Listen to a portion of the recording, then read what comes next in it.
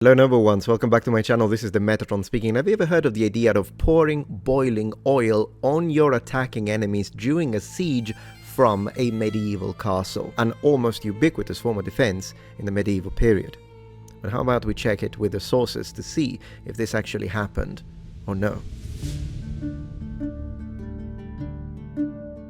I think we are all somewhat familiar with this idea of boiling oil being poured on attacks as a form of defensive tactics to prevent a castle from falling into the hands of the enemy. And at least from a logical standpoint, it kind of makes sense. I mean, if you throw or pour boiling oil on an enemy soldier as they're trying to climb a ladder, for instance, of course they will be out of action. And the idea gets even further strengthened because of the presence of murder holes in medieval architecture. Holes that indeed appear to allow the pouring on any sorts of liquids onto the enemy. So, is it this ubiquitous castle defense, or is it a myth? Well, as it's often the case, reality is somewhere in the middle.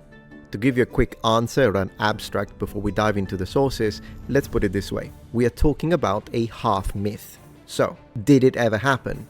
Yes. Was it common or ubiquitous? Absolutely not. It would have been an extremely rare defensive system that was in fact improvised and only done as a last-ditch resort during a siege that was otherwise almost lost. To justify these statements, we're going to jump into the sources, we're going to look at iconography, and we're going to look at medieval art, and in fact mentions all the way back to antiquity. And the reason why I say it's half a myth is because it's oil and the idea of it being ubiquitous that make it a myth. The reality is that even though oil was used, it was the least common substance or liquid that would be thrown on enemies during a siege. But there were other substances that were in fact used, once again, on occasions. Let me substantiate that. Let's begin with actual medieval iconography. So here we are on manuscript and miniatures, and if you search specifically for sieges or siege, you will get 288 miniatures from the medieval period.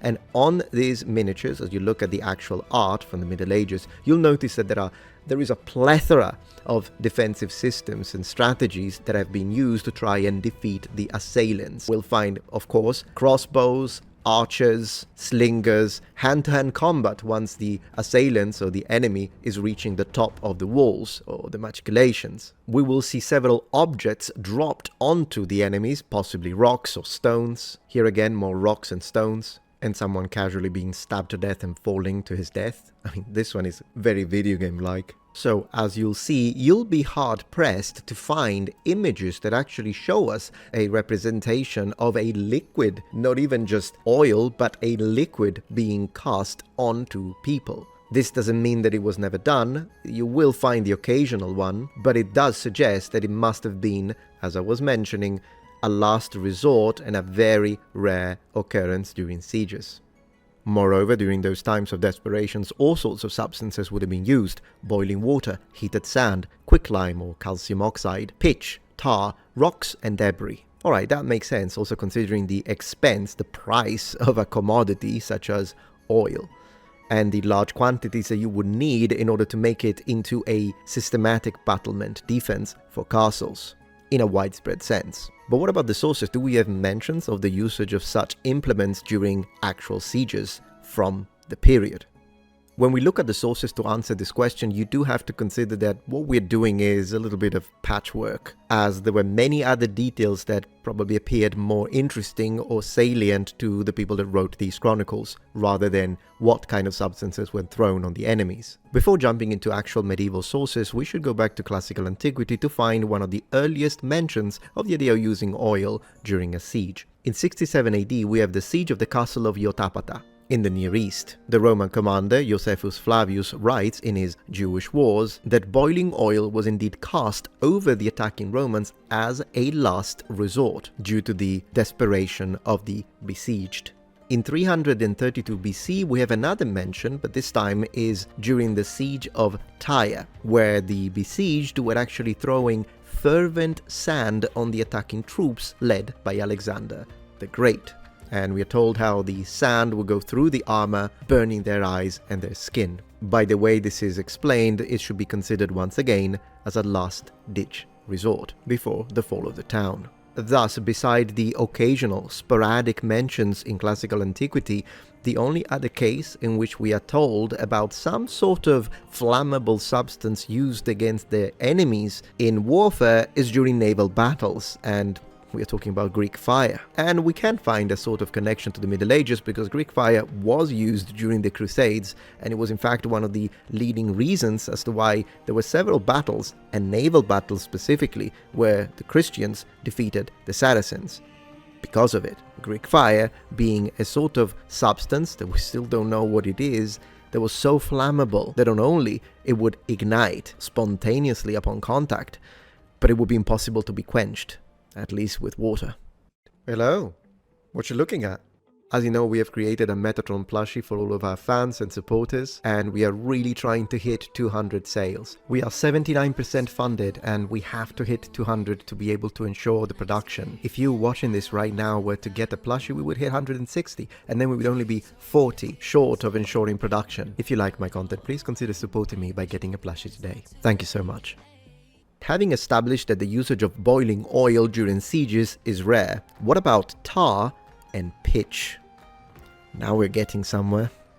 When it comes to the actual medieval period, Jan Długos, a Polish priest and chronicler who was alive in the 15th century, mentions twice the usage of pitch during sieges in his Annals or Chronicles of the famous Kingdom of Poland. And I will share a few others, but we do have to keep in mind that from a linguistic perspective, we do have to be careful how we interpret. This is a matter of interpretation.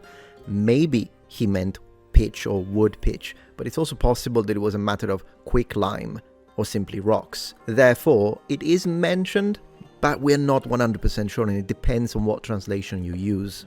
Now let's focus a little more on tar and pitch. Whenever we discuss the possible usage of any form of implements for a defensive system, we have to consider a few things: availability, production cost, logistics of deployment, and ratio it with the overall effectiveness of such implement when compared to others more available materials.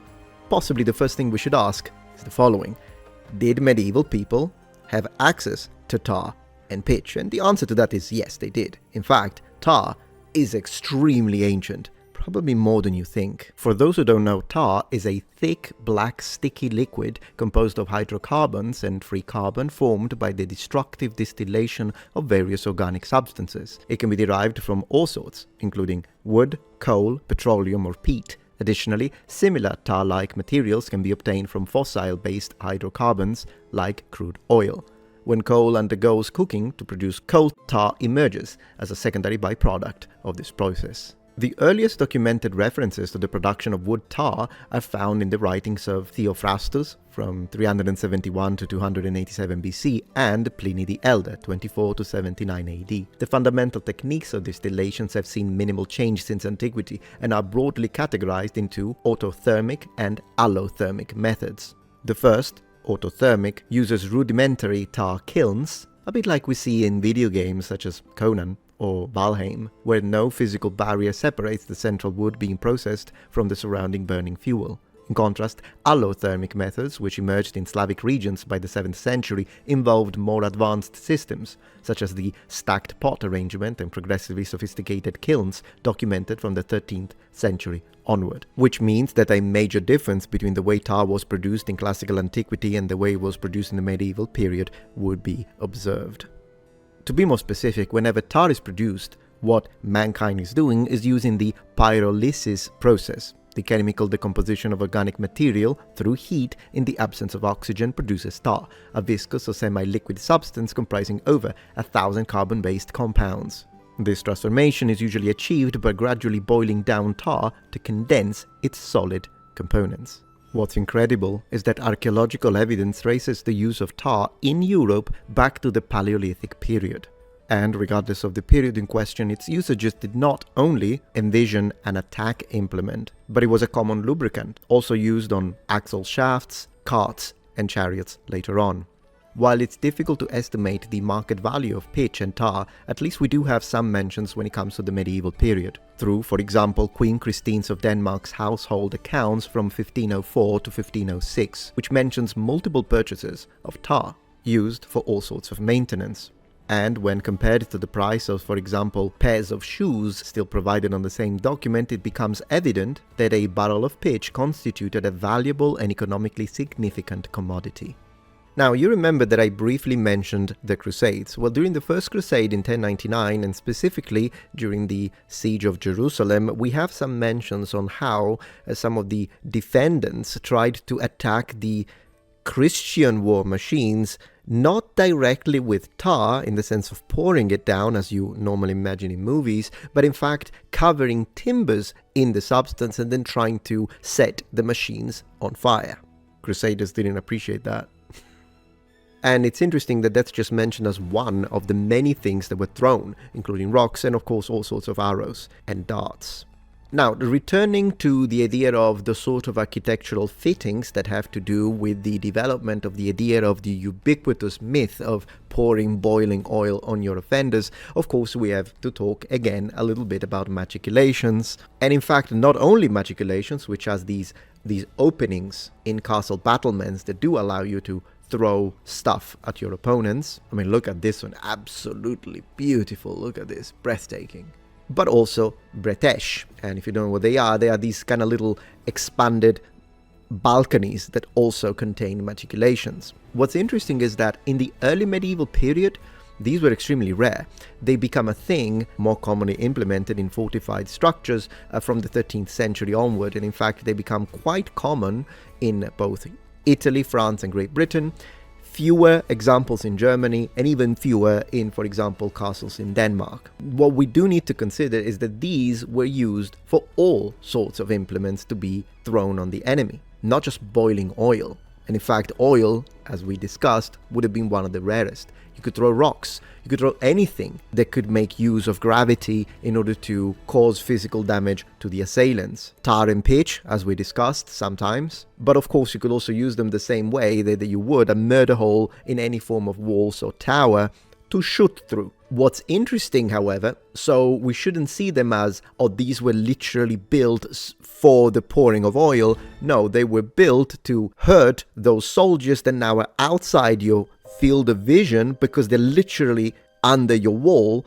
but you still want to be able to hurt them with anything. It is also interesting to note that these become less and less prominent as a tactical defense system together with the development of firearms. So as we move from early firearms to more effective firearms already in the late medieval period and then Renaissance, early modern period, then this starts to become a problem because assailants can shoot you back through them. Now, of course, they could have done it with arrows and crossbows and bows, but with firearms it does become more of a problem. The idea of boiling oil used during sieges as a defense system is partially a myth. It did occur. We have very, very few and sporadic mentions, but the idea, it was definitely not something that was ubiquitous throughout the entirety of medieval Christendom in Europe. However, if we expand and extend a little bit the type of liquids and in fact objects and substances that were thrown on assailants, particularly during moments of complete improvisation and desperation, then yes, tar, pitch, in fact human waste, anything could be used as a last-ditch effort to try and stop those Muppets from taking the castle or the town. With that being said, I'm not against seeing these in all sorts of video games, particularly in fantasy, because it's fun, but the amounts of oil that would have need to be crafted for this to be a systematic defense strategy, it would be insane, even for the richest of nobles. Alright, noble ones, I hope you enjoyed this short episode. If you did, please let me know, and I can make another one on fire arrows. Thank you very much for watching, and remember, the Metatron has spread his wings. Goodbye. If you're enjoying this video so far, please take a moment to check out my Patreon page. With as little as a $5 support, you can help us ensure that we can continue to produce high quality and high researched content. And at the same time, you get access to polls, extra videos, unlisted streams, and much more. Thank you so much.